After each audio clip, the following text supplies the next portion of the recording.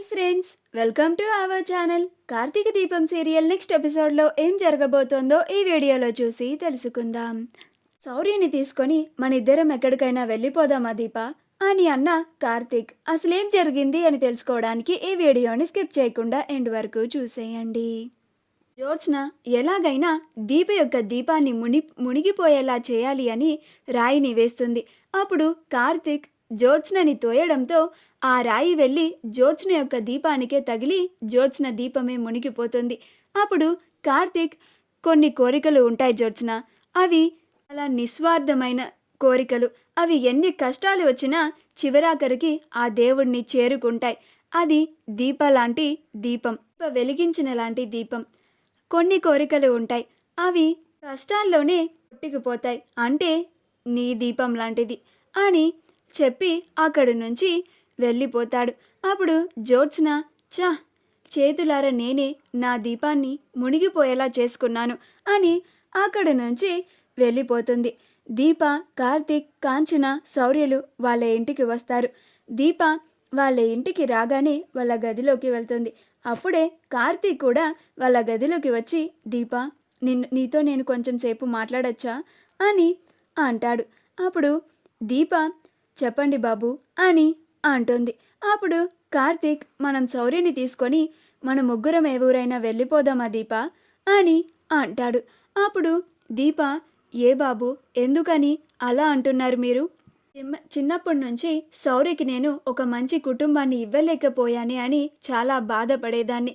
కానీ ఇప్పుడు నేను శౌర్యకి ఒక మంచి కుటుంబాన్ని ఇచ్చాను. అలాంటిది నేను మిమ్మల్ని మీ కుటుంబానికి ఎలా దూరం చేస్తాననుకున్నారు అని అంటుంది.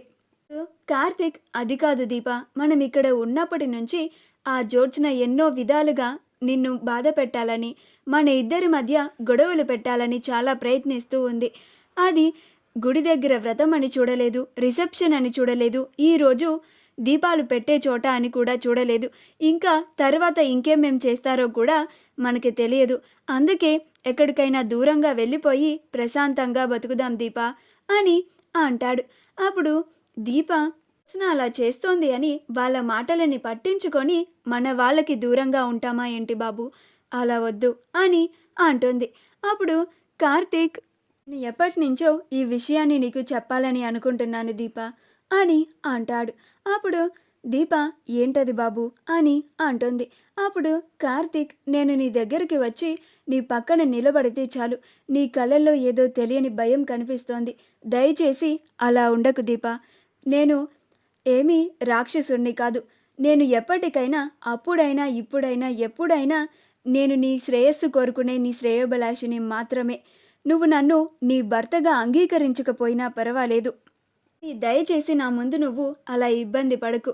నువ్వు చిరునవ్వు నవ్వుతూ సంతోషంగా ఉండు దీప, నాకంతే చాలు అని కార్తీక్ మాట్లాడుతూ ఉంటాడు. అప్పుడు దీప ఇంత మంచి మనిషిని నేను ఏ జన్మలోనూ ఏ పుణ్యం చేసుకుంటేనో ఆ దేవుడు నాకు భర్తగా ప్రసాదించాడు అని తన మంగళసూత్రాన్ని తీసుకొని కళ్ళకద్దుకొని కార్తీక్కి తెలియకుండా వెనుక నుంచి వచ్చి కార్తీక్ పాదాలకి నమస్కారం చేసుకుంటుంది.